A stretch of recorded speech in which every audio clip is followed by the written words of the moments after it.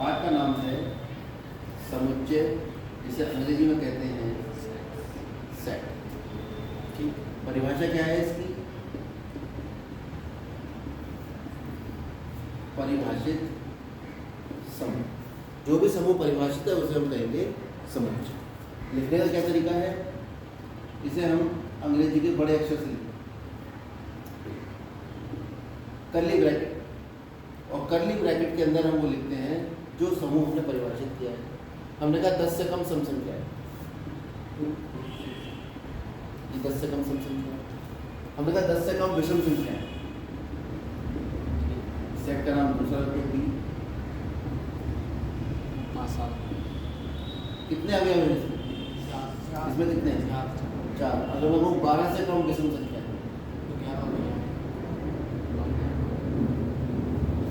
10 से कम में 9 भी आती है। हाँ सर। एन ए, इसका मतलब है ए के अवयवों की संख्या।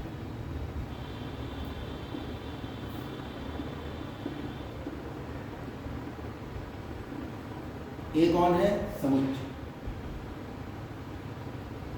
समुच्चय का नाम हमेशा अंग्रेजी के बड़े अक्षर से लिखा जाता है। समुच्चय ए के अवयव कौन कौन से हैं? 2, 4, 6, 8। कितनी संख्या? 4। तो जब भी कहीं पर एन और ब्रैकेट में ए लिखा होगा तो आप समझ जाना ए तो समुच्चय का नाम है और एन उसके अवयव हो सकते हैं। एन बी बताओ? 6। ठीक है, एक ये साइन होता है, इसे कहते हैं बिलोंग टू। अगर कहीं लिखा है 1 belong to A, 2 belong to A, इसका मतलब है 2, ये पूरा नाम लिखो, अवयव 2 समुच्चय से संबंधित, समुच्चय ए का अवयव। इसको लिखने का तरीका होता है 2 बिलोंग टू ए। और अगर कहीं लिखा है बिलोंग टू बीच में कटा है और ए लिखा है, इसका मतलब है अवयव 1 समुच्चय ए का अवयव नहीं है। इस वाले साइन को जो ये बीच में कटा होता है इसे कहते हैं नॉट बिलोंग। अब इशारों की बात, अब बताओ इसके लिए अगर मैं लिख रहा हूँ 5 बिलोंग टू लिखूँ या not belong to? Not belong. 5 और बी के बीच में मुझे संबंध लिखना है, बिलोंग टू नॉट बिलोंग। समझ बात? अब समुच्चय 2 तरीके से लिखे जाते हैं, एक कहलाती है सेट बिल्डर फॉर्म लिखने का तरीका, और एक होती है रोस्टर फॉर्म।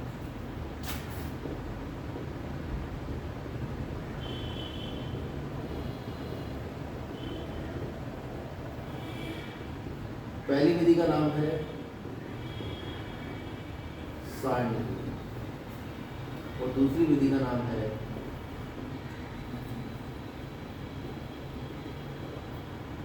समुच्चय निर्माण। सारणिक विधि को हम कहते हैं रोस्टर फॉर्म, और इसे हम कहते हैं set builder form. Set builder form. ये जो मैंने फॉर्म लिखी है समुच्चय, ये रोस्टर फॉर्म, यानी कौन सी विधि है ये? सारणी। अब समुच्चय निर्माण विधि कौन सी होती है वो मैं आपको बता देता हूँ। समुच्चय निर्माण विधि में हम इशारों में बात करते हैं कि सेट ए, कर्ली ब्रैकेट तो खुलती है, इसमें x टाइप के अवयव होंगे। x क्या होगा ये हम ये वाला निशान लगा कर बताएंगे, जिसे हम सब्जेक्ट कहते हैं। और x क्या है? x एक अभाज्य संख्या है। कैसी संख्या है? अभाज्य। और साथ साथ x जो है वो कम है 10। पूरी तरह परिभाषित है। हमने कह दिया सेट अभाज्य संख्या है x, तो भाई अभाज्य संख्या है कितनी बड़ी कितनी छोटी, किससे बड़ी? अब उसने बिल्कुल साफ साफ बता दें कि x एक अभाज्य संख्या है, तो 2 होगी अभाज्य संख्या, पहले 3 होगी, 5 होगी, 7। अभाज्य संख्या वो संख्या होती है जो खुद से कटती, किसी और से नहीं कटती। तो हमने ये कौन सी विधि लिखी थी? समुच्चय निर्माण। और ये कौन सी विधि लिखी है? Roster form. है दोनों एक ही चीज, है दोनों सेट ए समुच्चय ए, लेकिन लिखने का तरीका दोनों का अलग। तो वो सवाल में आपको बताएगा कि वो किस तरह का है। इसके बाद आ जाता है समान समुच्चय।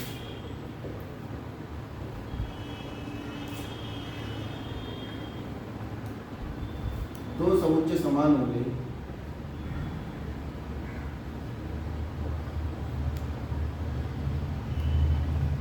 यदि नंबर 1 दो समुच्चय और नाम भी रख दो ए तथा बी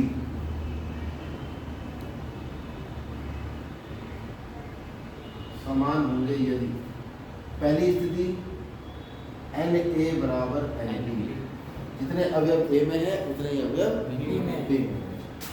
और दूसरी स्थिति if X belong to A implies that x belong to, यानी ए का प्रत्येक अवयव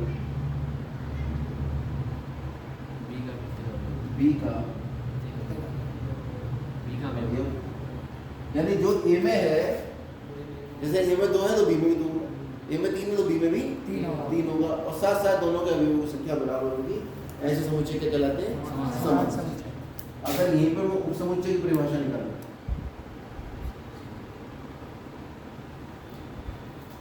तो ए जो है वो बी का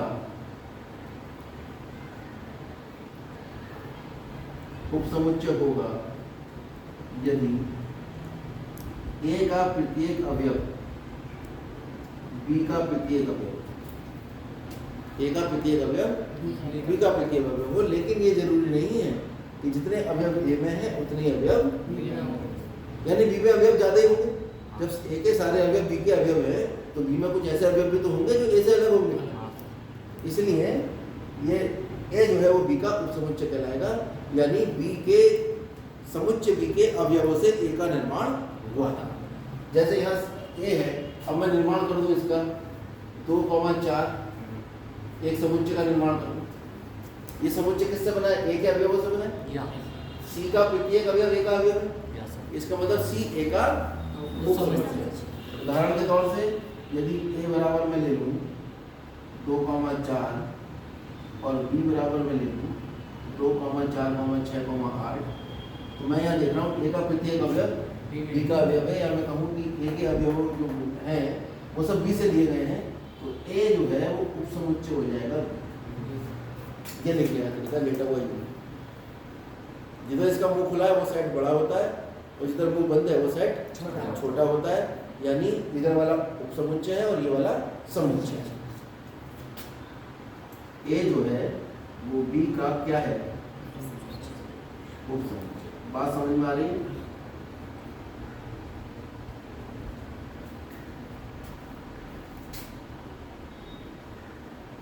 फिर अभी हमने बताया कि उपसमुच्चयों की संख्या कितनी होती है।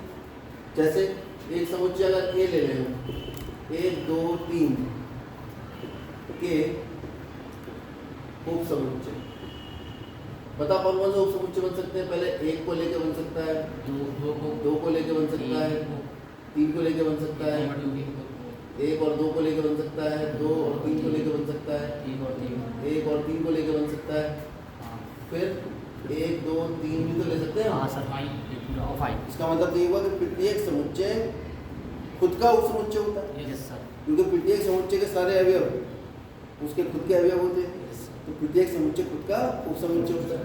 एक होता है फाई, इसके बारे में मैंने अभी आपको नहीं बताया। फाई क्या होता है?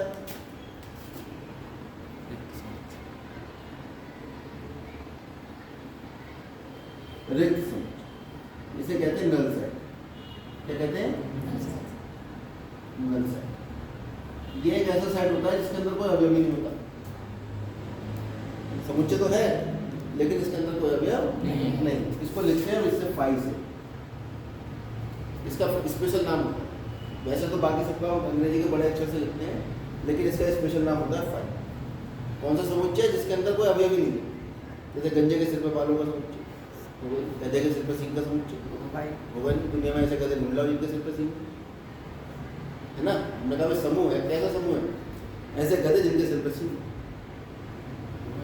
है ना। और ऐसे गाय जिनके 5 पैर हैं होगा। ऐसी गाय होती है जिनके 5 पैर होते हैं। क्यों? हाँ। एक निकला होता ना कहीं बीच में से, उसे लेके लोग घूमते हैं। हाँ अच्छा, ऐसा समुच्चय जिसमें कोई अवयव नहीं, a set have no element। अच्छा ये बताओ, ये जीरो अगर मैं लिख दूं तो ये रिक्त समुच्चय है क्या? ना क्यों? अवयव है है क्योंकि इसके अंदर एक अवयव जीरो है। जैसे हमने कहा ना कि भाई इसके अंदर कोई अवयव नहीं होता, तो शून्य तो कुछ है ही नहीं। सर ठीक है?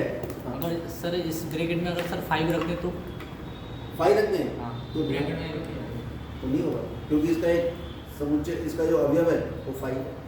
सर 5 ये कभी कह सकते 5 हैं एक अवयव है, देखो बना नहीं 5 एक अवयव, क्या बना? वो सर उधर है अभी उधर बनेगा, बना है। अभी कॉपी बना, यहाँ है। हमने जब समुच्चय का निर्माण किया तो एक भी अवयव नहीं लिया। ऐसा भी तो समुच्चय बन सकता है। ऐसे तो ये सारे देखो इससे बने, इनके इसके अवयवों से बने, तो क्या कहलाते हैं सब ये? उपसमुच्चय। उपसमुच्चय की अंग्रेजी होती है सबसेट। सबसेट।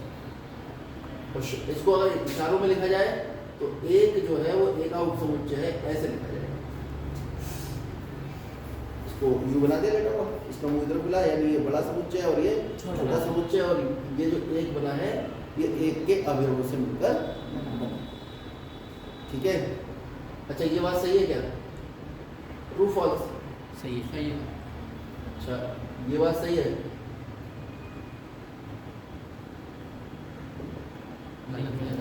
क्यों? सर गलत है सर, वो ये सर क्योंकि ये बिलोंग टू जो आता है वो अवयव के लिए आता है, हाँ सर और सबसेट जो आता है वो उपसमुच्चय के लिए आता है। तो अवयव तो सेट के अंदर देखा जाता है। हाँ इस सेट के अंदर एक लिखा है, हाँ एक इसका अवयव है, सर है लेकिन सेट ए इसके अंदर कहाँ लिखा है? नहीं तो ये इसका अवयव नहीं नहीं है। हाँ सबसेट के केस में, यानी ये जो समुच्चय बना है ये एक एक अवयवों से बना है। हाँ बिल्कुल एक अवयवों से बना है, इसलिए सबसेट। तो तीनों बातें सही। ठीक, अब आती है उपसमुच्चयों की संख्या।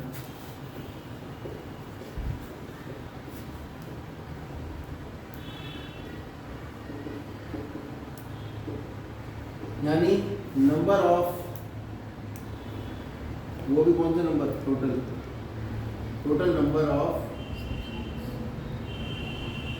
Subset of A set. किसी सेट के टोटल सबसेट्स की संख्या 2 की घात एन तो ब्रैकेट में सेट भाई ए के total number subset of set ए समुच्चय के उपसमुच्चय जो आएंगे वो 2 की घात सेट ए के अवयवों की संख्या होगी। कितने अवयव हैं इसमें? 3 तो 2 की घात 3 समुच्चय संभव होंगे, उपसमुच्चय संभव होंगे। 2 की घात 3 कितना हुआ? 8। गिन लो, 1 2 3 4 5 6 7 8। तो किसी समुच्चय के उपसमुच्चय संभव होते हैं 2 की घात n। एक होते हैं प्रॉपर सबसेट।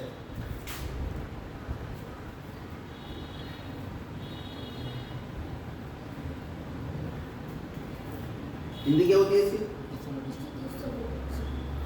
उचित उपसमुच्चय। क्या होती है हिंदी? उचित उपसमुच्चय।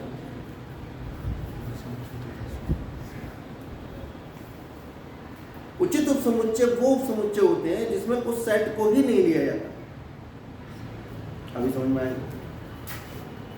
ए बराबर अगर हम लिख रहे हैं 1 2 3, तो ए के उचित उपसमुच्चय हाँ सर 7 होंगे, वो हो जाएंगे 1 2 3 3 1 कॉमा 2 2 कॉमा 2 2 कॉमा 3 2 कॉमा 3 और 5। इसमें ये वाला सेट खुद नहीं आएगा। हाँ सर ठीक है, इसलिए हम इसको कहते हैं उचित उपसमुच्चय। इसलिए आपने देखा होगा जनरली जो सेट ए है अगर लिखा है बी और इस तरह से लिखा है, वो कभी ऐसे लिखा होगा। इस तरह से लिखा होने का मतलब है कि हो सकता है सेट बी सेट ए के बराबर हो या उससे छोटा हो। इसका मतलब यह है कि सेट बी कभी भी सेट ए के बराबर नहीं हो सकता। इसमें तो उचित कौन सा है? सर नीचे वाला नीचे वाला उचित उपसमुच्चय। परिभाषा क्या लिखी है हमारी? उचित उपसमुच्चय कि इसमें वही वाला समुच्चय नहीं लिया जाएगा। ऊपर वाला तो कौन सा होना चाहिए? ये है आपका B is proper subset of B। और यहाँ से क्या पता लगा? B is सबसेट, केवल समुच्चय। और ऊपर वाला जो है वो क्योंकि इसमें बिल्कुल क्लियर कह दिया उसने कि ये B A के बराबर नहीं है, बहुत छोटी छोटी बात। और ये भी मैंने बता दिया कि कोई समुच्चय अगर है कि X अगर बिलोंग करता है A को, तो X बिलोंग करेगा B को, ये किस तरीके से पता लग जाए, यहाँ से सिद्ध हो जाता है कि A सबसेट है B। ये परिभाषा है, इसके बारे में हम बाद में विस्तार से बात करेंगे, ठीक है। यहाँ तक हमारा काम आज उस समुच्चय तक का पूरा होगा। फटाफट नोट करो बहुत तेजी से।